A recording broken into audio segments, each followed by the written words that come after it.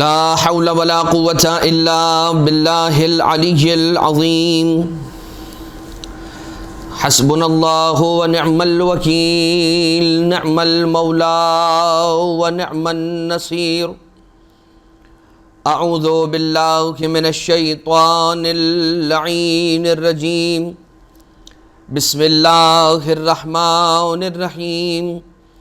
حمدا لك يا ذا الجود والإحسان والفضل والطول والامتنان وصلاة وسلاما على من لا ينطق عن الهوى إن هو إلا وحي يوحى حبیب قلوبنا وشفیع ذنوبنا وطبیب نفوسنا مولانا ومولا الثقلین جد الحسن والحسین ابی القاسم المصطفى محمد اللهم صل على محمد وعلى محمد وعلى آلہ الذین اذهب اللہ عنہم الرجس وطہرہم تطہیرا اللہم صل علی محمد وعلى محمد لا سیما علی الامام المنتظر والحجة الثانی عشر واللعنة الدائمة الباقية على أعدائهم ومنكري فضائلهم ومسائبهم وغاصبي حقوقهم من الازل الى قیام یوم الدین اما بعد اذان محترم سلسلہ بیان سیرت ائمہ معصومین علیہم الصلاۃ والسلام جاری و ساری ہے، اور پانچویں امام باقر العلوم والنبیین باقر العلوم النبیین حضرت امام محمد باقر ابن علی ابن الحسین ابن علی ابن ابی طالب علیہ الصلاۃ والسلام کا آج کے ہمارے اس درس میں بیان کا آغاز ہوا چاہتا ہے۔ اذان محترم، سیرت ائمہ اطہار علیہم الصلاۃ والسلام، یقیناً یہ جو ہمارا سلسلہ چل رہا ہے، ہم بہت مختصر طور پر واقعات اور سیرت کے پہلوؤں کو آپ کی خدمت میں بیان کر پا رہے ہیں، ورنہ ایک مکمل گوشہ ائمہ اطہار علیہم الصلاۃ والسلام کی سیرت کا وہ عنوان ہے کہ جس میں ائمہ اطہار علیہم الصلاۃ والسلام کے فرامین، ان کے احادیث، جن کو کلمات ائمہ اطہار یا کلمات امام الحسین، کلمات العلویہ، کلمات الحسنیہ، کلمات الحسینیہ، کلمات باقریہ، کلمات سجادیہ کے طور سے بیان کیا جاتا ہے، اور علماء کرام نے اس پر پوری کتابیں بھی لکھی ہیں۔ وہ روایتیں ہیں کہ جو امام حسین علیہ السلام سے وارد کی، ان کو اس مسند کے اندر جمع کر دیا، ایک کتاب لکھ کے اس کو مسند امام الحسین علیہ السلام قرار دے دیا، ایک کتاب کے اندر مولا کائنات کی حدیثوں کو جمع کر کے اسے مسند امام علی علیہ السلام قرار دے دیا۔ اس گوشے کی جانب ہم نہیں جا پا رہے ہیں، اور ایسے بہت سارے گوشے ہیں کہ جن کو ہم مختصر وقت کے اندر بیان نہیں کر سکتے، لہٰذا چند ایک پہلوؤں کو آپ کی خدمت میں بیان کرنے کی سعادت کو حاصل کیا جاتا ہے۔ من جملہ امام محمد باقر علیہ الصلاۃ والسلام کا سب سے پہلے جو نقش خاتم، مولا کی جو انگشتری ہے، مولا کی جو انگوٹھی ہے، اس پر جو نگینہ ہے، اس پر جو نقش ہے، کندہ ہوا لکھا ہوا جو نقش ہے، وہ ہے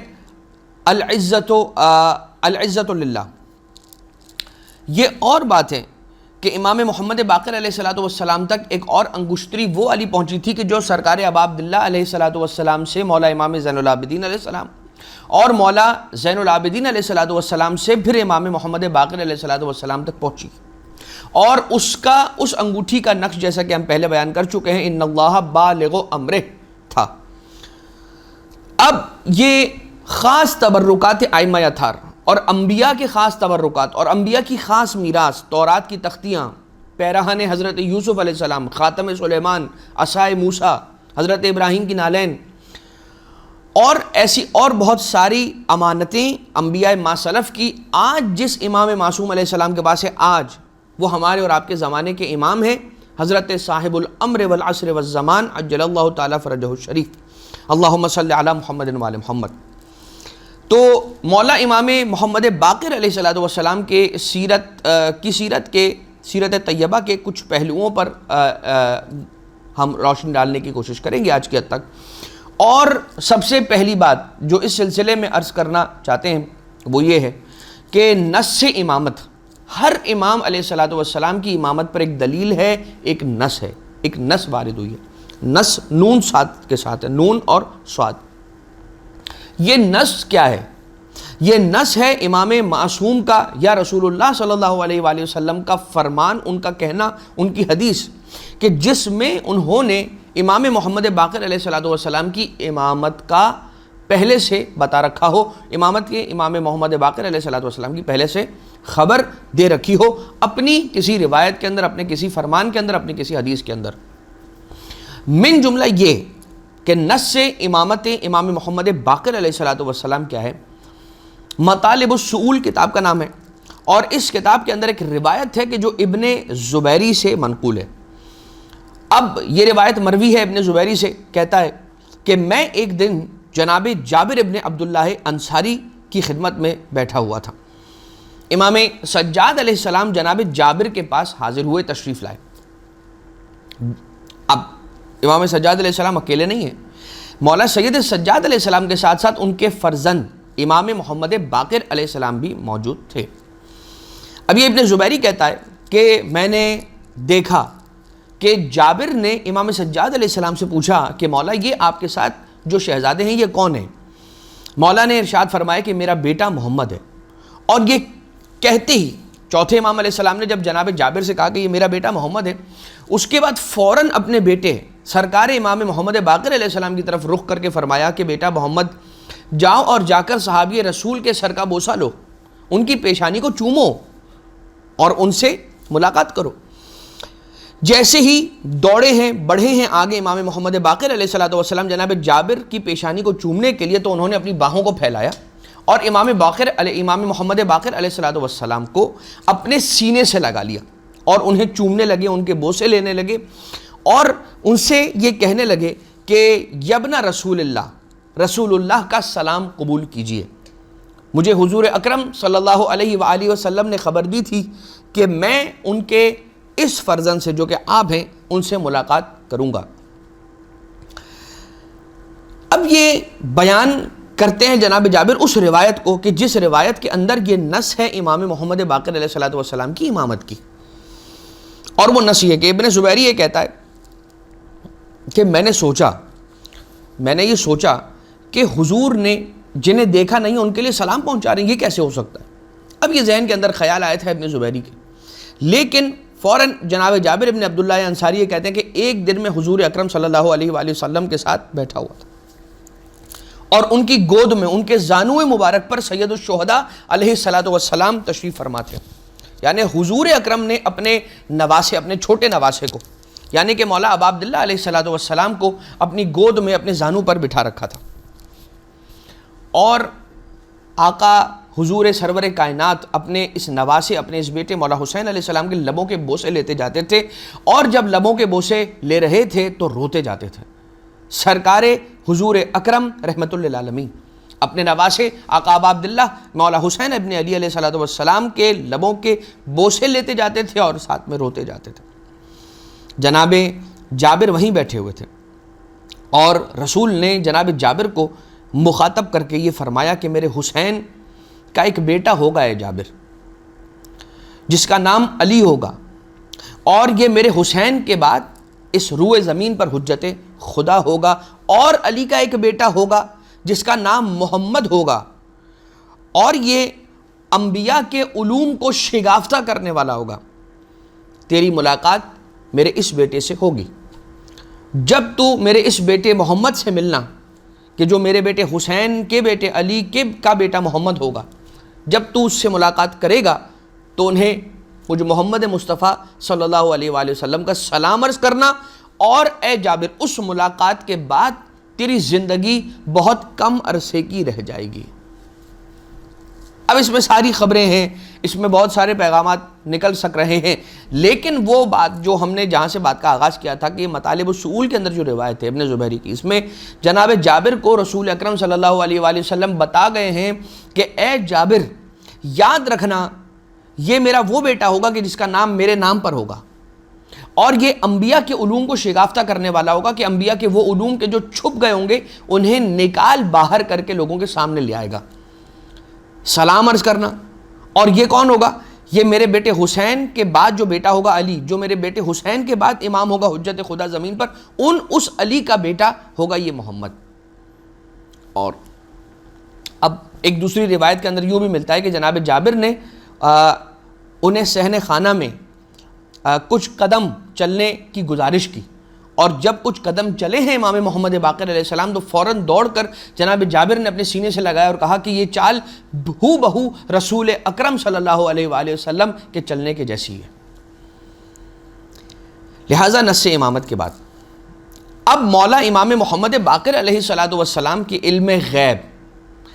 غیب کا علم لدنی جو آپ رکھتے تھے، اس کے کچھ معاجز اور اس کے اعتبار سے کچھ واقعات اور کچھ فضائل آپ کی خدمت میں روایتوں کی صورت میں پیش کرنے کی سعادت کو حاصل کرتے ہیں۔ اصول کافی میں چھٹے امام حضرت امام جعفر صادق علیہ السلام سے یہ روایت ہے کہ چھٹے امام علیہ السلام فرماتے ہیں کہ میں دوران حج اپنے بابا امام باقر علیہ السلام کے ساتھ تھا۔ ایک شخص میرے بابا کے قریب آیا، اور قریب آنے کے بعد جب ہم طواف کر رہے تھے، حج کے ایام تھے اور ہم طواف کر رہے تھے خانہ کعبہ کا، اور ایک شخص آیا کہ جس کے چہرے پر نقاب تھی۔ اس نے آ کے میرے بابا سے یہ کہا کہ جب آپ طواف کر چکے ہیں تو مجھے آپ سے ایک بہت ضروری کام ہے۔ امام باقر علیہ السلام یعنی چھٹے امام علیہ السلام فرماتے ہیں کہ میرے بابا امام باقر علیہ السلام نے ارشاد فرمایا ان سے کہ آپ اپنی قیام گاہ پر چلیے، میں بس طواف ختم کرنے کے بعد آپ کی قیام گاہ پر آ جاتا ہوں۔ اب سینیریو کیا ہے؟ سینیریو یہ ہے کہ چھٹے امام علیہ السلام ہیں، ان کے بابا امام باقر علیہ السلام ہیں، اور وہ کچھ اصحاب ہیں اور کچھ ساتھی ہیں کہ جو امام باقر اور امام صادق علیہ السلام کے ساتھ ساتھ حج کے سفر پر ساتھی بنے ہوئے ہیں، ہم سفر بنے ہوئے ہیں۔ یہ جو سارے اصحاب تھے، افراد وہاں پر تھے، ان میں سے کچھ لوگ آپس میں چیمی گوئیاں کرنے لگے اور کہنے لگے ایک دوسرے سے، کچھ لوگوں نے صرف خیال کیا کہ یہ جو شخص آیا ہے اس کے چہرے پر نقاب ہے، امام نے تو اسے دیکھا ہی نہیں ہے، اس لیے کہ اس کے چہرے پر نقاب ہے۔ اب نقاب نہ ہو تو انسان چہرہ دیکھ کے پہچان لے کہ کون ہے، تب بھی ہم یہ سمجھ سکتے ہیں کہ بھائی انہوں نے پہچان لیا ہے اور انہیں معلوم ہے یہ شخص کون ہے، اور یہ بھی جانتے ہوں گے کہ یہ کہاں پر اپنی قیام گاہ رکھتا ہے یا ان کا خیمہ کہاں ہے۔ امام باقر علیہ السلام نے اس کے چہرے پر نقاب کے ساتھ یہ کہا کہ ٹھیک ہے آپ چلیے اپنی قیام گاہ پر، میں آپ سے ملنے کے لیے طواف کے بعد آپ کی قیام گاہ پر ہی آ رہا ہوں۔ تو کچھ افراد نے امام علیہ السلام کے اوپر شک کیا اور ذہن کے اندر سوچا یہ کیسے ہو سکتا ہے۔ چند ایک افراد تھے کہ جنہوں نے آ کے خود اس بات کا اظہار امام محمد باقر علیہ السلام سے کر ڈالا اور کہا کہ یہ آپ کیسے یہ ہو سکتا ہے، یہ کیسے ہو سکتا ہے کہ آپ اس سے کہیں کہ میں آپ کی قیام گاہ پر آ جاؤں گا، اور آپ نے تو اس کا چہرہ بھی نہیں دیکھا، اس کے چہرے پر تو نقاب تھی۔ تو مولا نے ارشاد فرمایا کہ تم فیصلہ کرنے میں بہت جلدی کرتے ہو، بہت جلد بازی سے کام لیتے ہو فیصلہ کرنے میں، ذرا رک جاؤ، ٹھہر کر کام لو، وقوف سے کام لو، بے وقوفی سے کام نہ لو، توقف سے کام لو ذرا، اور ٹھہر کر ذرا رک کر ذرا دیکھو کہ ابھی ہوتا کیا ہے۔ ہم طواف کریں گے اور ہم اس کے قیام گاہ کی طرف چلیں گے، تم بھی ہمارے ساتھ چلنا اور خود دیکھ لینا کہ وہ کون ہے، اور میں انہیں جانتا ہوں یا نہیں جانتا، اور مجھے ان کی قیام گاہ معلوم ہے یا نہیں معلوم ہے، یہ تم خود چل کے میرے ساتھ دیکھ لینا۔ یہ امام باقر علیہ السلام ارشاد فرماتے ہیں۔ اب رسول اکرم حضور امام جعفر صادق علیہ السلام نے ارشاد فرمایا کہ میرے بابا نے جیسے ہی طواف ختم فرمایا، مکمل فرمایا، تو وہاں تشریف لے گئے، اور جیسے ہم وہاں پر پہنچے تو ہم نے یہ دیکھا کہ وہ ہمارے ہی منتظر تھے، نقاب ویسے ہی ان کے چہرے پر ڈلی ہوئی تھی، اور اپنی قیام گاہ سے باہر آ کر کھڑے ہمارا انتظار کر رہے تھے، منتظر تھے ہمارے۔ جیسے میں آگے بڑھا ان سے ملنے کے لیے تو مجھ سے پہلے وہ مجھ سے آ کر مل لیے، اور ملنے کا انداز کیا تھا؟ میری پیشانی پر بوسہ لیا، اور میری پیشانی پر بوسہ لے کر یہ جملہ ارشاد فرمایا اس نقاب پوش شخص نے کہ اے امین اسرار خدا، کہ اے اللہ کے رازوں کے امانت دار، اور اپنے بابا کے بعد اللہ کی حجت اس زمین پر، اپنے بابا کے بعد حجت خدا اس زمین پر، میرا سلام آپ کو ہو۔ اب یہ کون کہہ رہا ہے؟ یہ نقاب پوش شخص کہہ رہا ہے۔ اس کے معنی یہ ہوئے کہ نقاب پوش شخص کوئی عام شخص نہیں ہے، کہ امام جعفر صادق علیہ السلام جو بھی بظاہر کمسن ہیں اور امام باقر علیہ السلام کے ساتھ ہیں، اور یہ روایت چھٹے امام علیہ السلام فرما رہے ہیں کہ میرے بابا کے ساتھ میں حج پر تھا اور یہ واقعات ہوئے ہیں۔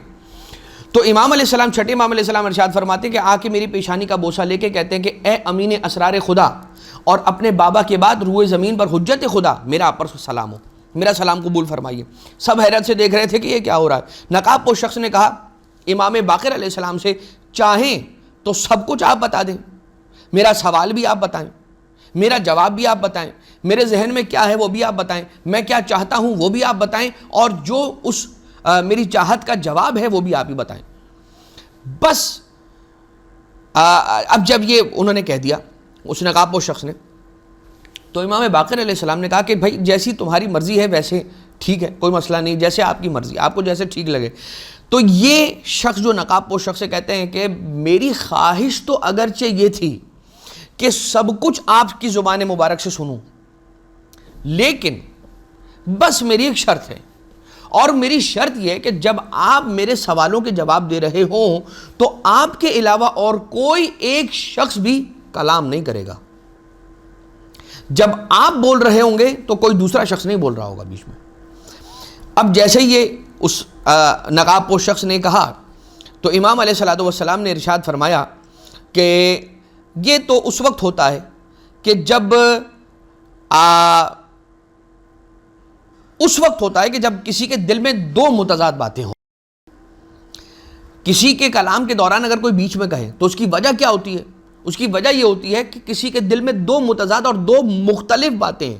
الگ الگ باتیں ہیں۔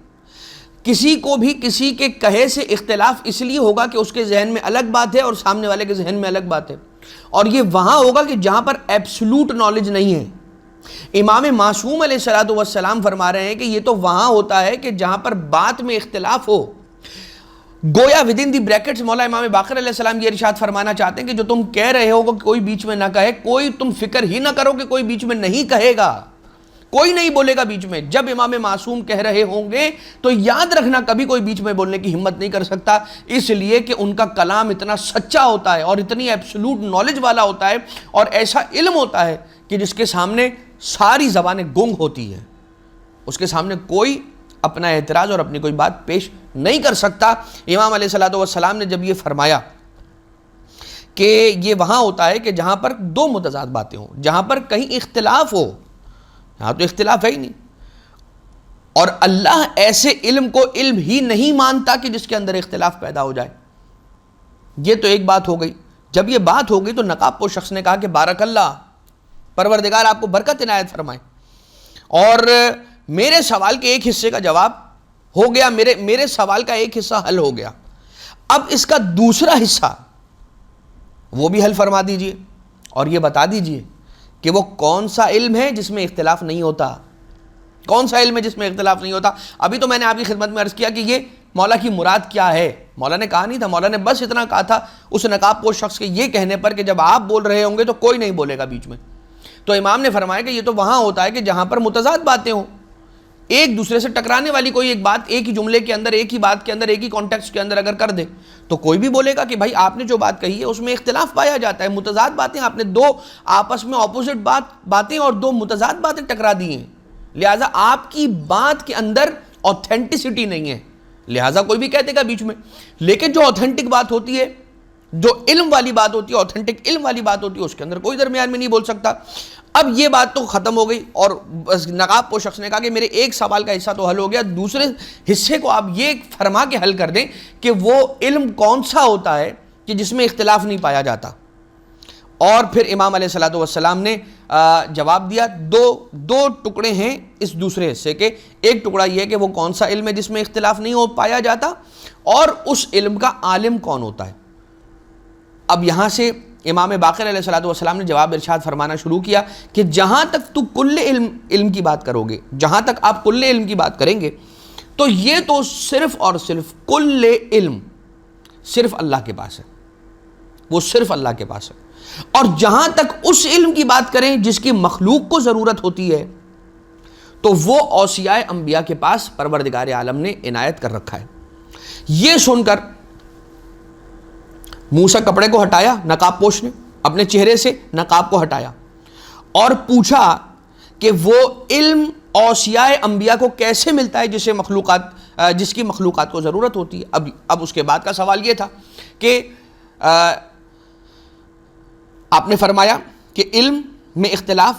نہیں ہوگا، متضاد بات نہیں ہوگی، ٹھیک ہے، اور اللہ اس علم کو علم ہی نہیں مانتا جس کے اندر اختلاف پایا جاتا ہے۔ تو اب کہا کہ وہ علم کون سا ہوتا ہے جس میں اختلاف نہیں ہوتا، اور اس کا عالم کون ہوتا ہے؟ فرمایا کہ یہ علم جو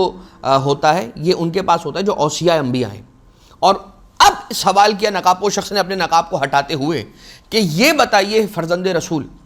کہ اوصیاء انبیاء کے پاس یہ علم کیسے آتا ہے، انہیں یہ علم کیسے ملتا ہے؟ تو میرے بابا چھٹے امام فرماتے کہ میرے بابا نے ارشاد فرمایا کہ بالکل ویسے ہی ان تک یہ علم پہنچتا ہے جیسے انبیاء تک یہ علم پہنچتا ہے، مگر ایک فرق کے ساتھ اوصیاء انبیاء تک یہ علم پہنچتا ہے، اور یہ فرق صرف اور صرف اس لیے رکھا جاتا ہے کہ نبی اور وصی میں جو درجے کا فرق ہے وہ برقرار رہے، مقام اور رتبے کا جو فرق ہے وہ برقرار رہے۔ ثانیاً ایک تو یہ، دوسرا یہ کہ انبیاء پر براہ راست وحی ہوتی ہے۔ اب جو پہلا فرق ہے وہ کیا فرق ہے کہ وہ اس ذریعہ علم کو دیکھ پاتے ہیں، یہ اوصیاء جو ہے وہ اس ذریعہ علم کو نہیں دیکھ پاتے ہیں۔ ثانیاً کیا کہ انبیاء پر براہ راست وحی ہوتی ہے اور اوصیاء پر نہیں ہوتی ہے۔ اب نقاب پوش شخص یہ کہتا ہے کہ آپ نے بالکل سچ فرمایا، اور انہوں نے پھر یہ کہہ کر اپنے چہرے پر نقاب ڈال لی اور فرمایا کہ مولا میں نبی اللہ الیاس ہوں علیہ الصلوۃ والسلام، آپ کو معلوم ہے کہ مجھے ضرورت نہیں تھی آپ سے پوچھنے کی، اور دوسری بات یہ کہ میں آپ کا امتحان بھی نہیں لینا چاہتا تو پھر کرنا کیا چاہتے تھے حضرت الیاس؟ حضرت الیاس یہ کہتے ہیں کہ میں نے یہ سارا کچھ اس لیے کیا کہ جو سارا سوال نامہ جو آپ کے سامنے رکھا اور جو میں آپ سے پوچھنا چاہ رہا تھا اس کی وجہ یہ تھی کہ میں نے آپ کے ساتھیوں کو دیکھا تھا کہ جب میں آپ سے ملاقات کے لیے مطاف آیا اور میں نے آپ سے یہ ارشاد فرمایا، عرض کیا کہ میں آپ سے کوئی ضروری کام رکھتا ہوں اور آپ سے ملاقات کرنا چاہتا ہوں، تو آپ کے کچھ ساتھیوں نے یہ سوچا، ان کے دل میں یہ خیال آیا کہ یہ کیسے ان کی قیام گاہ کو جانتے ہیں، لہٰذا مولا چونکہ انہوں نے آپ کے علم پہ شک کیا تو مجھے اچھا نہیں لگا، میں نے چاہا کہ آپ ہی کی زبانی ان سوالوں کے جوابات کو سنوں تاکہ اس سوال نامے کے ذریعے سے آپ کے ساتھیوں تک آپ کی اس عظمت کو پہنچا سکوں کہ جو عظمت آپ کو پروردگار عالم نے عطا فرمائی ہے۔ بس ایک لائن میں اگر اس واقعے کو سمجھنا چاہیں تو یہ سمجھ لیجئے کہ امام معصوم علیہ السلام وہ ہوتا ہے کہ جسے پروردگار عالم نے ایبسولوٹ نالج دے رکھی ہوتی ہے، اس کے علم میں کوئی اختلاف پیدا نہیں ہوتا۔ اور یہ واقعہ جو مولا رضا علیہ السلام کے دور میں پیش آیا کہ صرف اشارہ کرتے ہوئے میں آگے بڑھوں گا کہ ایک شخص نے عالم خواب میں دیکھا کہ حج پر ہوں، رسول اللہ صلی اللہ علیہ وآلہ وسلم کی خدمت میں پہنچا ہوں اور رسول کے پاس ایک ٹوکری ہے کہ جس ٹوکری سے رسول لوگوں میں کھجوریں اور خرمے تقسیم کر رہے ہیں۔ میں نے آگے بڑھ کر ہاتھ پھیلایا، رسول نے ایک مٹھی بھر کے رینڈملی مجھے اٹھا کر دے دی۔ جب میں باہر آیا اور میں نے انہیں گنا تو جب انہیں شمار کیا تو وہ 18 تھیں۔ میں نکل کر واپس آیا، جب اور جیسے ہی میں نے انہیں گنی 18 تھی، میری آنکھ کھل گئی۔ جب میری آنکھ کھلی جاگتی آنکھوں کے ساتھ ایک ایسا وقت آیا کہ میں مسجد نبوی کے اندر داخل ہوا، اور جب میں مسجد نبوی میں گیا تو میں نے دیکھا کہ فرزند رسول مولا رضا علیہ السلام تشریف فرما ہے، بالکل اسی انداز سے ایک ٹوکری کھجوروں کی مولا کے سامنے رکھی ہوئی ہے، اور میں نے بھی خواہش رکھی کہ جا کر مولا سے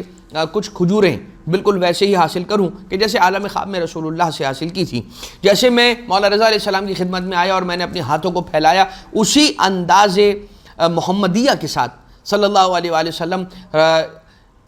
فرزند رسول نے مولا رضا علیہ السلام نے ٹوکری سے کھجوروں کی ایک مٹھی بھر کے میرے ہاتھوں میں رکھی۔ میں نے وہیں بیٹھ کر گنا، 18 تھی۔ میں نے امام سے اس خواہش کا اظہار کیا کہ مولا اگر کچھ اور مل جاتی تو امام رضا علیہ السلام نے فرمایا اگر میرے نانا نے تجھے کچھ اور دے دی ہوتی تو ان کا یہ فرزند رضا تجھے اور دے دیتا علیہ الصلوۃ والسلام۔ عالم خواب کی بات، ایک شخص کے خواب میں رسول اللہ صلی اللہ علیہ وآلہ وسلم نے کچھ کھجوریں دیں، اور اس خواب کی خبر بھی مولا رضا علیہ الصلوۃ والسلام کو ہے، اور یہ اس بات میں شک کر رہے ہیں کہ کسی کی قیام گاہ کا امام محمد باقر علیہ السلام کو کیسے پتہ چل جائے گا؟ بڑی عجیب بات ہے۔ لیکن اذان محترم، جب دلوں میں کجی ہو اور دلوں کو تولا نہ گیا ہو، پرکھا نہ گیا ہو ایمان کے لیے، تو اس میں ایمان کیسے داخل ہوگا؟ ایک شخص آیا اور 5ویں امام علیہ السلام کے پاس، امام باقر علیہ السلام کے پاس، اب ظاہر سی بات ہے یہ ابن حنظلہ کی روایت ہے، اور امام باقر علیہ السلام کے کہتا ہے کہ مجھے مولا امام باقر علیہ السلام کے ساتھ تنہائی میں بیٹھنے کا ایک موقع مل گیا۔ ایک دن، ایک وقت ایسا مجھے ملا کہ میں تھا اور امام محمد باقر تھے، اور کوئی اور تیسرا بندہ نہیں تھا وہاں پر۔ میں نے اس تنہائی کو غنیمت جانتے ہوئے ایک بڑا تقاضا کرنے کا ارادہ کیا مولا سے۔ اب یہ جو اتنا بڑا تقاضا کر رہا ہے، کیا تقاضا کر رہا ہے وہ ابھی آپ سماعت فرما لیجئے گا۔ لیکن یہ وہ شخص ہے کہ جو جانتا ہے کہ امام علیہ السلام کے پاس یہ علم موجود ہے۔ کیا مانگا؟ کہتا ہے کہ میں تنہائی میں امام باقر علیہ السلام کے ساتھ بیٹھا ہوا، مسائل پوچھے، گفتگو کی، اور اس کے بعد مجھے ایک موقع ملا تو میں نے آقا سے یہ سوال کیا کہ آقا، کیا میرا کوئی مقام ہے آپ کی نگاہوں میں؟ مجھے ایسا لگتا ہے کہ آپ کی نگاہوں میں میرا کوئی مقام ہے، اور اسی مقام کا واسطہ دے کر میں آپ سے کچھ طلب کرنا چاہتا ہوں۔ امام علیہ السلام نے کہا کہ ہاں ضرور تیرا مقام ہے ہماری نگاہوں میں، لہٰذا جو مانگنا چاہتا ہے مانگ لے، جو طلب کرنا چاہتا ہے، جو تیری خواہش ہے وہ مانگ لے، ہم پوری کریں گے۔ اب یہ امام باقر علیہ السلام نے جب اس سے کہا تو وہ کہنے لگا کہ مجھے اسم اعظم تعلیم فرما دیں، مجھے اسم اعظم سکھلا دیں۔ امام باقر علیہ السلام نے جب یہ سنا کہ یہ کہہ رہا ہے کہ مجھے اسم اعظم سے نواز دیں، تو آقا نے پلٹ کر یہی سوال کیا کہ یہ بتا، کیا تیرا اتنا ظرف ہے کہ تجھے اسم اعظم سکھا دیا جائے؟ کیا تو یہ جانتا ہے کہ تیرا اتنا ظرف ہے؟ اور اس نے جواب میں اس سوال کے جواب میں یہ کہا کہ مولا، میں یہ سمجھتا ہوں کہ اس قدر میرا ظرف ہے کہ مجھے اسم اعظم سکھایا دیا جانا چاہیے۔ اب جب یہ بات ہوئی ہے تو امام علیہ السلام مسکرائے، اور مسکرانے کے بعد اس سے کہا کہ چل میرے ساتھ چل، ہم ایک کمرے میں جائیں گے اور میرا ہاتھ تھام لے۔ امام باقر علیہ السلام کا ہاتھ عمر ابن حنظلہ جو کہ راوی ہے، وہ کہتا ہے کہ میں نے تھاما اور ہم جا کے کمرے میں پہنچے۔ مولا امام باقر علیہ السلام نے اس کمرے کے فرش پر دست مبارک کو رکھا اور زمین پر بیٹھ گئے، اور دیکھتے ہی دیکھتے اس کمرے میں گھپ اندھیرا چھا گیا، ایسا اندھیرا چھا گیا کہ ہاتھ کو ہاتھ سجائی نہ دے۔ اتنے میں تیز ہوائیں چلنے لگیں، آندھیاں آنے لگیں اس کمرے کے اندر، اس حجرے کے اندر، اور وہ کمرے کی زمین وہ فرش ہلنے لگا، زلزلہ سا آنے لگا۔ اور جب زلزلہ سا آنے لگا، میں خوف و ہراس سے مبتلا ہو گیا، میں اتنا گھبرا گیا کہ میرے ہوش اڑنے لگے۔ اتنے میں مرعوب ہو گیا، مجھے پسینہ آنے لگا، میں گھبرا گیا، اور کانپتی آواز کے ساتھ میں نے جواب دیا۔ کس سوال کا جواب دیا؟ امام علیہ السلام نے اس دوران اس سے پوچھا کہ یہ بتا کہ کیا میں تجھے اسم اعظم سکھلا دوں؟ اس نے کانپتی آواز کے ساتھ کہا کہ مجھے اسم اعظم نہیں سیکھنا ہے، اور اس نے منع کیا، اس نے منع کر دیا۔ امام علیہ السلام اسے لے کر حجرے سے باہر آئے، اور جہاں پہلے انہوں نے قیام کیا ہوا تھا، جہاں پہلے بیٹھک لگائی ہوئی تھی، جہاں پہلے تشریف فرما تھے، وہیں پر ابن حنظلہ کے ساتھ بیٹھ گئے، اور امام علیہ السلام اسے اب سمجھا رہے ہیں کہ دیکھو 73 کل 73 ہیں اسم اعظم کے حروف اور یا کلمات، اور پروردگار عالم نے آصف ابن برخیہ کو ایک کلمہ عطا کیا تھا، ایک حرف تھا اسم اعظم میں سے یا ایک کلمہ تھا اسم اعظم کے 73 میں سے ایک تھا آصف ابن برخیا کے پاس، کہ جو حضرت سلیمان کے جانشین تھے، اور وہ اس ایک کلمے یا اس ایک حرف سے اس قابل ہو گئے تھے کہ تخت بلقیس کو ملک سبا سے پلک جھپکتے ساتھ ہی لا کے حضرت سلیمان کی خدمت میں حاضر کر دیا تھا تخت بلقیس کو. اور یاد رکھنا ان 73 میں سے 72 ہم اہل بیت اطہار علیہ السلام کے پاس ہیں، اور ایک وہ ہے کہ جسے پروردگار عالم نے اپنے پاس محفوظ رکھا اور وہ کسی کو نہیں دیا، وہ فقط اللہ کے پاس ہے. مگر ہم وہ ہیں کہ جنہیں پروردگار عالم نے ایک کم 73 یعنی 73 میں سے ایک، بس ایک اپنے پاس رکھ لیا کہ وہ معبود ہے، وہ رب الارباب ہے، ٹھیک ہے، وہ رب ذوالجلال ہے. اس نے ایک اپنے پاس رکھ لیا، باقی 72 کے 72 باقی 73 میں سے اہل بیت اطہار علیہ السلام کو عطا فرما دیے. اب ذرا یہ سوچئے، مولا یہ بیان فرمانا چاہتے ہیں کہ دیکھو اسم اعظم میں کتنی طاقت ہے کہ جو وجود اسم اعظم جانتا ہے وہ جب ہاتھ زمین پر پڑا تو اس کی وجہ سے کتنی ہیبت تم میں پیدا ہو گئی، تو تم کیسے اسم اعظم کو اپنے اندر برداشت کر پاتے؟ مولا نے اس کے ظرف کو اس کے سامنے لا کر رکھ دیا کہ جو تم سمجھ رہے ہو کہ تم ظرف رکھتے ہو اسم اعظم سیکھنے کا، تو جان لو کہ تم ظرف نہیں رکھتے. اگر تم ظرف رکھتے ہوتے تو تم وہ سارا کا سارا منظر برداشت کر پاتے کہ جو اس وقت ہوا. اب اس میں کیا ہے؟ کیا اسم اعظم سیکھ لینا یہ کمال کی بات ہے، یا مولا امام محمد باقر علیہ السلام کی مرضی پر عمل پیرا ہو جانا؟ کیا ہونا سب سے آئیڈیل ہے؟ سب سے آئیڈیل یہ ہے کہ امام معصوم علیہ السلام کے پاس انسان جائے اور جا کر کہے کہ مولا یہ بتائیے کہ میں اسم اعظم سیکھنے کا بہت زیادہ شوقین ہوں، مجھے بہت شوق ہے، مجھے بڑا دل ہے، میں نے ہمیشہ سنا ہے کہ اسم اعظم اگر انسان کے پاس ہو تو یہ کر سکتا ہے، اور انسان یہ کر سکتا ہے، اور یہ چابی ہے، اور یہ ماسٹر کی ہے اسم اعظم وغیرہ وغیرہ. مجھے بہت دل ہے، اٹریکٹ کر رہی ہے یہ بات مجھے اپنی طرف، تو میں سیکھنا چاہتا ہوں. مولا اب آپ یہ بتائیے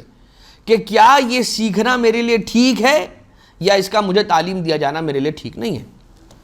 اور یہی طلب صرف اور صرف اسم اعظم کے بارے میں نہیں ہے. میں بس آپ کی خدمت میں یہ عرض کرنے لگا تھا اور کرنا چاہ رہا تھا کہ مولا کوئی حاجت میں اپنے لیے طلب کرتا ہوں تو کبھی ایسے طلب کرتا ہوں کہ ضد کرتا ہوں کہ مجھے چاہیے ہی چاہیے، یا ملے گی یا اور کچھ نہیں ہو سکتا، بس ایک ہی راستہ ہے اور وہ یہ ہے کہ مجھے یہ حاجت قبول ہی قبول چاہیے. تو پھر یہ ہوتا ہے کہیں پر کہ وہ انسان جب ضد کر کے کوئی چیز حاصل کرتا ہے تو پھر اس کے کچھ اور آفٹر ایفیکٹس ہوتے ہیں کہ جو اس کی زندگی میں ہونے لگتے ہیں. تو انسان کو کرنا چاہیے تو کیا کرنا چاہیے؟ لَكَ فِيهَا رِزًا وَلِيَ فِيهَا صَلَاةٌ إِلَّا قَضَيْتَهَا يَا أَرْحَمَ الرَّاحِمِينَ. یہ جملہ ہے زیارت سرکار ابو الفضل العباس آقا ابا عبداللہ آقا باب الحوائج ابن امیر المومنین ابن بی بی ام البنین سلام اللہ علیہ، حضرت عباس علیہ السلام کی زیارت کا یہ جملہ ہے. لَكَ فِيهَا رِزًا وَلِيَ فِيهَا صَلَاةٌ، اے اللہ میری ہر وہ حاجت قبول کر لے کہ جس میں تیری رضا ہو، وَلِيَ فِيهَا صَلَاةٌ، اور جس میں میری صلاح ہو اور میرا خیر ہو، جس کے اندر ہر وہ دعا قبول کر لے. اللہ قضیتہا یا ارحم الراحمین، اور وہ اسے تو قبول فرما لے. لہٰذا اہم بات یہ ہے، اہم بات یہ نہیں ہے کہ میری حاجت قبول ہو جائے، اہم بات یہ ہے کہ کیا مولا مناسب سمجھتے ہیں کہ یہ چیز مجھے مل جائے، یا مناسب تر یہ سمجھتے ہیں کہ یہ چیز مجھے نہ ملے. اگر نہ ملے تو ان کی رضا میں راضی. مگر ہم کیا کرتے ہیں کہ ہم ضد پڑ جاتے ہیں، ہم کہتے ہیں ہمیں یہ چاہیے ہی چاہیے. اور ایک انسان کا اپنا بنایا ہوا اسکیجول ہوتا ہے اور ایک پروردگار عالم کی پلان کی ہوئی پلاننگ ہوتی ہے بندے کے لیے. انسان وہاں پر آ کے ڈس اپوائنٹ ہو جاتا ہے کہ جہاں پر اس کا اپنا بنایا ہوا پلان ٹوٹ جاتا ہے جب وہ ورک نہیں کرتا. جہاں پر انسان کا اپنا بنایا ہوا پلان ٹوٹ جاتا ہے وہاں پر وہ شرمندہ ہو جاتا ہے، ڈس اپوائنٹ ہو جاتا ہے، اس کے ارادے ٹوٹ جاتے ہیں. کیا ہی خوب وہ انسان یہ سوچے کہ میں اپنا ایک میرا بنایا ہوا پلان ہے اور ایک پروردگار عالم کا بنایا ہوا پلان ہے. وہ پلان جو پروردگار عالم کا بنایا ہوا ہے مجھے چاہیے کہ میں اس کو ایکسیپٹ کروں، جو وہ میرے لیے وہ میرے لیے سب سے بہتر ہوگا. اب تو یہ اسم اعظم کو طلب کرنے کے لیے آیا. کیا امام علیہ السلام اسے نہیں سکھلا سکتے تھے؟ بالکل سکھلا سکتے تھے، لیکن اگر مولا سکھا دیتے تو کیا ہوتا وہ بھی مولا جانتے تھے، اور مولا نے اس کی تھوڑی سی جھلک اسے پہلے سے بتلا دی کہ یہ سب تیرے ساتھ ہوگا، کیا تو ان سب کا متحمل ہے یا نہیں ہے. ایک اور واقعہ مولا کے علم امامت کا، علم لدنی کا، علم غیب کا، اور اس اعتبار سے کہ ملائکہ کی آمد و رفت کے بارے میں جب سوال کیا گیا کسی کی جانب سے مولا کی خدمت میں، یہ روایت ہے بصائر الدرجات کی، اور راوی کا نام ہے حمران ابن اعین۔ حمران ابن اعین ایک بڑے جلیل القدر صحابی ہیں، چھٹے امام کے اور پانچویں امام علیہ السلام کے۔ یہ کہتے ہیں حمران ابن اعین یہ کہتے ہیں کہ میں ایک دن امام باقر علیہ السلام کی خدمت میں حاضر تھا، اور میں نے ان سے عرض کیا کہ مولا سنا ہے کہ ملائکہ آپ کے پاس آتے ہیں۔ تو امام نے فرمایا کہ کیا صرف سنا ہے، قرآن کریم کی آیت نہیں پڑھی تو نے؟ تو کہتا ہے کہ وہ ہوگا، یقیناً قرآن میں ہوگا، مگر میری نظروں سے نہیں گزرا ہے مولا۔ تو ضد نہیں بیانہ کہ مجھے بیان میں کچھ اور اضافہ فرما کے مجھے بتلائیے مولا کہ کیا آپ کے پاس ملائکہ آتے ہیں؟ تو امام علیہ السلام نے فرمایا کہ قرآن کریم کی آیت ہے بسم اللہ الرحمن الرحیم، ان الذین قالوا ربنا اللہ ثم استقاموا تتنزل علیہم الملائکہ الا تخافوا ولا تحزنوا وابشروا بالجنۃ التی کنتم توعدون، کہ بے شک وہ لوگ کہ جو اللہ کی توحید پر ایمان رکھتے ہیں، اللہ کی توحید کا اقرار کر لیتے ہیں یہ کہہ کے کہ ربنا اللہ، ہمارا رب اللہ ہے، ثم استقاموا، اور اس کے بعد اسی عقیدہ توحید کے اوپر برقرار رہتے ہیں، استقامت کے ساتھ رہتے ہیں، تتنزل علیہم الملائکہ، تو پھر ان پر ملائکہ نازل ہوتے ہیں، اور وہ جب آتے ہیں تو کیا کرتے ہیں؟ کہتے ہیں لا تخافوا ولا تحزنوا، خوف نہ کرو، حزن نہ کرو، انہیں حوصلہ دلاتے ہیں، وابشروا بالجنۃ التی کنتم توعدون، اور ہم تمہیں اور بشارت لو اس جنت کی کہ جس جنت کا تم سے وعدہ کیا گیا ہے۔ تو مولا ارشاد یہ فرما رہے ہیں۔ اب سورہ نحل کی پہلی آیت ہے بسم اللہ الرحمن الرحیم، اتی امر اللہ فلا تستعجلوا سبحانہ وتعالی عما یشرکون، تنزل الملائکۃ بالروح من امرہ علی من یشاء من عبادہ ان انذروا انہ لا الہ الا انا فاتقون، کہ اب یہ تو مولا نے ایک آیت پڑھی، جو سورہ نحل کی آیت ہے، سورہ نحل کی آیت کے اندر کیا ارشاد ہو رہا ہے پروردگار عالم کا کہ وہ اپنے ملائکہ کو علی من یشاء من عبادہ، ہر ایک پہ نازل نہیں کرتا، زمین پہ نازل نہیں کرتا، آسمان پہ نازل نہیں کرتا، پانی پہ نازل نہیں کرتا، روڈ پہ نازل نہیں کرتا، ڈامر پہ نازل نہیں، کس پہ نازل کرتا ہے پروردگار عالم؟ اپنے ملائکہ کو نازل کرتا ہے، کن پر؟ علی من یشاء من عبادہ، اپنے بندوں میں سے جن پر سمجھتا ہے کہ اس کی مشیت ہے، علی من یشاء من عبادہ، ان پر نازل کرتا ہے کہ جو اس کی مشیت میں ہو، ان بندوں پر نازل کرتا ہے اپنے ملائکہ کو، ٹھیک ہے، جنہیں وہ چن لیتا ہے، جن پر خدا چاہتا ہے، جس میں اس کی مشیت ہوتی ہے، ان لوگوں پہ نازل کرتا ہے، ان اپنے بندوں پہ نازل کرتا ہے ملائکہ کو۔ تو آقا نے فرمایا، جب آقا نے مولا نے یہ قرآن کریم کی آیت تلاوت فرمائی، تو اب حمران ابن اعین یہ کہتا ہے مولا سے، اب مباحثہ ہو رہا ہے ایک صحابی کا مولا سے پوچھ رہا ہے، مولا سے سوال کر رہا ہے کہ آقا یہ بتائیے کہ لوگ یہ کہتے ہیں کہ موت کے بعد پر دلالت کرتی ہے، موت کے بعد کے جو واقعات ہیں، ملائکہ کا آنا اور ان کا آ کے بشارت دینا جنت وغیرہ کی، تو یہ اس کے بارے میں کہا جا رہا ہے کہ موت کے بعد پر دلالت کرتی ہے، اس موت کے بعد کے واقعات پر دلالت کرتی ہے یہ آیت۔ تو آقا نے ارشاد فرمایا کہ موت کے بعد جنت ہوگی، جنت کی بشارت نہیں، جنت کی بشارت دنیا میں ہے، موت کے بعد جنت ہے، جنت کی بشارت، موت کے بعد جنت کی بشارت کا مطلب کیا ہوتا ہے؟ موت کے بعد تو براہ راست جنت ہے، موت سے پہلے اس دنیا کے اندر بشارت کی بات ہوتی ہے کہ ہم تمہیں جنت کی بشارت دیتے ہیں۔ اور دوسری بات کہ موت کے بعد تو کوئی خوف و حزن نہیں ہوگا، لا تخافوا ولا تحزنوا، خوف اور حزن تو سارا کا سارا ہوگا ہی زندگی کے اندر، موت سے پہلے سارا خوف اور سارا حزن اس دنیا میں ہے،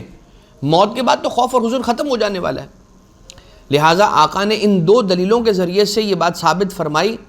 اپنے صحابی کو بتلایا کہ جو ہم پر ملائکہ نازل ہوتے ہیں اس کی دلیل میں جو قرآن کریم کی آیت اگر کوئی پوچھے تو اس کو کیا بیان کی جا سکتی ہے؟ ان الذین قالوا ربنا اللہ ثم استقاموا تتنزل علیہم الملائکۃ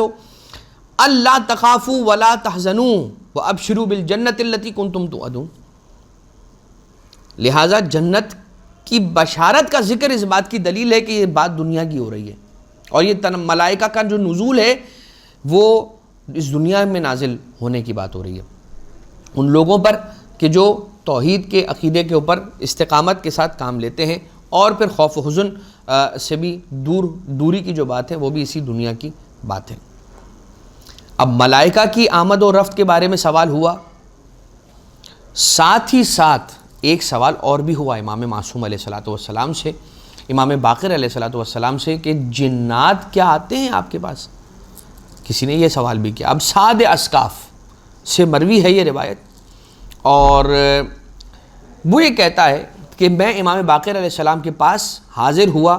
مدینہ سے باہر ایک جگہ پر، اور مولا وہاں پر کام میں مشغول تھے، مصروف تھے، اور کچھ مسائل میں نے پوچھنے تھے مولا سے، تو میں مولا کی خدمت عالیہ کے اندر حاضر ہو گیا۔ جواب جب مجھے مل گئے تو اس کے بعد میں نے مولا سے اذن رخصت کو حاصل کیا، اور میں نے چاہا کہ اب مولا کی خدمت سے برخاست ہو جاؤں، رفع زحمت کروں اور چلا جاؤں وہاں سے، رخصت لے لوں مولا سے اجازت لے کر۔ امام علیہ الصلوۃ والسلام نے پلٹ کر فرمایا کہ تجھے جانے کی اتنی جلدی کیا ہے، کچھ دیر بیٹھ جا۔ اور سعد اسقاف یہ کہتا ہے کہ مجھے مولا نے اس انداز سے ارشاد فرمایا، اس انداز سے کہا کہ پھر میں مولا کو منع نہیں کر سکا، بالکل منع نہیں کر سکا، اور میں وہاں جا کر بیٹھ گیا۔ جب میں بیٹھا رہا، چونکہ گرمی کا موسم تھا، اور جیسے جیسے سورج چڑھتا جا رہا تھا ویسے ویسے گرمی میں اضافہ ہوتا چلا جا رہا تھا، اور میں وہاں پر چھاؤں کی کوئی جگہ تلاش کرنے میں لگا ہوا تھا، کبھی یہاں کبھی وہاں، کبھی یہاں کبھی وہاں۔ اتنے میں نے دیکھا کہ جب میں چھاؤں کی تلاش میں، سائے کی تلاش میں یہاں سے وہاں دوڑ رہا تھا، اچانک سے ایک گروہ نمودار ہوا بالکل میری نگاہوں کے سامنے، آؤٹ آف نو ویئر۔ ایسا لگا کہ بس زمین پھٹی ہے اور یہ لوگ سامنے آ گئے، میرے ایسے آ گئے اچانک، فجأتن یہ میرے سامنے آ گئے۔ اب جب یہ میرے سامنے آ گئے تو انتہائی حسین و جمیل پایا میں نے انہیں، بہت خوبصورت، اور ان کے چہرے لوکسٹ، ٹڈی جسے کہا جاتا ہے، ان کے چہرے، ان کی طرح، ان کے رنگ کی طرح ان کے چہرے پیلے تھے، زرد تھے، لیکن ان کے چہرے حسین و جمیل ہونے کے باوجود مرعوب کرنے والے تھے، دل میں ہیبت پیدا کرنے والے تھے، اور اسی روب کی وجہ سے، اسی ہیبت کی وجہ سے میں ان کے قریب نہ جا سکا۔ میں نے دیکھا کہ وہ مولا کے پاس کافی دیر بیٹھے رہے، اور گفتگو ان لوگوں کے درمیان اور مولا کے درمیان ہوتی رہی۔ پھر وہ وہاں سے اٹھ کر چلا گیا یہ گروہ۔ جب یہ گروہ وہاں سے چلا گیا تو میں مولا کی خدمت میں حاضر ہوا، اور مولا نے مجھے دیکھا کہ مجھے بہت زیادہ پسینہ آیا ہوا ہے۔ میں نے آقا سے کہا مولا گرمی تو بہت ہے، لیکن اس پسینے میں گرمی کے ساتھ ساتھ ان افراد کا رعب بھی شامل ہے کہ جس کی وجہ سے مجھے پسینہ اتنا سارا آیا ہوا ہے۔ مولا ایسے افراد میں نے نہیں دیکھے، اور یہ افراد کون تھے؟ ان افراد کے رعب کی وجہ سے مجھے اتنا پسینہ آ رکھا ہے، اور میں ان کے قریب بھی نہیں آ پا رہا تھا۔ یہ لوگ کون تھے اور کہاں سے آئے تھے؟ امام علیہ السلام نے فرمایا کہ یہ تمہارے وہ بھائی تھے جو قوم جنات سے تعلق رکھتے ہیں، اور اگر میں حجت خدا ہوں تو یہ بات یاد رکھنا کہ روئے زمین پر بسنے والا ہر مکلف میرے پاس آئے گا۔ یہ امام معصوم علیہ السلام، مولا امام باقر علیہ السلام ارشاد فرما رہے ہیں، اور وہ بھی اللہ کی عبادت کے مکلف ہیں، جیسے ہم اور تم اللہ کی عبادت کرتے ہیں، اسی طرح سے یہ قوم جنات کے افراد بھی اللہ کی عبادت کے مکلف ہیں، یعنی ان پر بھی اللہ کی عبادت واجب ہے۔ جیسے ہم تمہارے امام ہیں ویسے ہی ان کے بھی امام ہیں، اور جیسے تمہیں مسائل سیکھنا ہوتے ہیں اور تم ہمارے پاس آتے ہو، اسی طرح سے انہیں بھی مسائل سیکھنا ہوتے ہیں، اور اس کے لیے وہ ہمارے پاس آتے ہیں۔ بعض اوقات پوشیدہ انداز میں آتے ہیں، اور بعض اوقات ایسا ہوتا ہے کہ ہم سے اجازت لے کر انسانی شکل میں آتے ہیں، یتشکلوا باشکال مختلفہ۔ تو اب صرف اور صرف ملائکہ کہنے ہی نہیں، بلکہ جنات کی بھی آمد و رفت مولا امام باقر علیہ السلام کے پاس، بلکہ وہ واقعہ جو سرکار امیر المومنین علیہ السلام کا مسجد کوفہ میں پیش آیا کہ ایک اژدہا باب الصوبان سے داخل ہوا، اور مولا کائنات علیہ السلام کے پاس ممبر کے قریب آ کے مولا کے اذن مبارک، مولا کے کان کے قریب آ کر کچھ گفتگو کرتا ہے، مولا اس کی گفتگو کو سنتے ہیں، اس کے بعد جب ختم ہو جاتی ہے تو پھر مولا اس سے گفتگو فرماتے ہیں، اسی کے لہجے میں، اسی کے انداز بیان میں، اور اس کے بعد جب مولا کی اس سے گفتگو ختم ہو جاتی ہے تو وہ اژدہا نکل کر اسی دروازے سے باہر چلا جاتا ہے جہاں سے وہ آیا تھا، جہاں پر جس دروازے کو آج بھی باب الثوبان کے نام سے یاد کیا جاتا ہے۔ لوگ مرعوب ہو گئے، لوگ ہیبت زدہ ہو گئے، لوگ خوف زدہ ہو گئے، پریشان ہو گئے، حیران ہو گئے، اور مولا کے خطبے کی طرف توجہ نہیں تھی۔ مولا کو روک کر پوچھا کہ مولا یہ کیا واقعہ ہوا ہے، پہلے یہ بتا دیجئے۔ تو پھر مولا کائنات علیہ السلام نے ارشاد فرمایا کہ یہ اژدہا نہیں بلکہ اژدہے کی شکل میں تھا، جو حقیقت میں ایک جن ہے، اور اس کا بابا، اس کے والد قوم جنات کے سرداروں میں سے تھے، پچھلا سردار تھے، جانشین تھے، اور رسول اللہ صلی اللہ علیہ وآلہ وسلم نے انہیں قوم جنات میں ہدایت کے امور کو انجام دینے کے لیے معین کر رکھا تھا۔ اب جب ان کا انتقال ہو گیا ہے تو بیٹا آیا تھا، کیونکہ وہ کہہ گیا تھا ان کا بابا کہ میرے بعد کون ہوگا کہ جو اب ہدایت کے کام کو آگے لے کر چلے گا، تو اس کے لیے تم نے کہیں اور نہیں جانا، رسول اکرم کے حقیقی وصی و جانشین حضرت علی بن ابی طالب علیہ السلام کے پاس جانا ہے، اور وہ تمہیں بتلائیں گے کہ اب ہدایت کے فرائض کو حکم خدا سے کون یہاں پر انجام دے گا قوم جنات کے اندر۔ لہٰذا ائمہ اطہار علیہ السلام، ملائکہ کا ان کی خدمت میں آنا، جنات کا ان کی خدمت میں آنا، بلکہ مولا کائنات علیہ السلام کے لیے درختوں کا جھک جانا، یہ اسی بات کی دلالت ہے کہ درختوں پر بھی اماموں کی امامت نافذ ہے، پتھروں پر بھی اماموں کی امامت نافذ ہے، ہواؤں پر بھی امام کی امامت نافذ ہے، اور جنات اور ملائکہ پر بھی امام کی امامت نافذ ہے۔ اسی سلسلے کو مزید آگے بڑھائیں گے انشاءاللہ اپنے دوسرے حصے کے اندر، اس دعا کے ساتھ کہ پروردگار عالم ہمیں زیادہ سے زیادہ توفیق دے کہ ائمہ اطہار علیہ السلام کی سیرت طیبہ کو پڑھ سکیں، اور اس مختصر سلسلے سے ہم میں یہ شوق پیدا ہو سکے کہ ہم مزید ڈیٹیل میں اور تفصیلات کے اندر جا کر مفصل ائمہ اطہار علیہ السلام کی حدیثوں کا مطالعہ اور ان کی سیرت طیبہ کا مطالعہ کر کے اپنی زندگی دنیاوی اور اخروی کو مزید بہتر سے بہتر بنائیں۔ بار الہ ہمیں معرفت اہل بیت اطہار علیہ السلام نصیب فرما، صاحب الامر والعصر والزمان عجل اللہ تعالی فرجہ الشریف کے ظہور میں تعجیل فرما، ہمیں مولا واقع کے آوان و انصار میں شمار فرما۔ ربنا تقبل منا انک انت السمیع العلیم، بجاہ محمد وآلہ الطیبین الطاہرین۔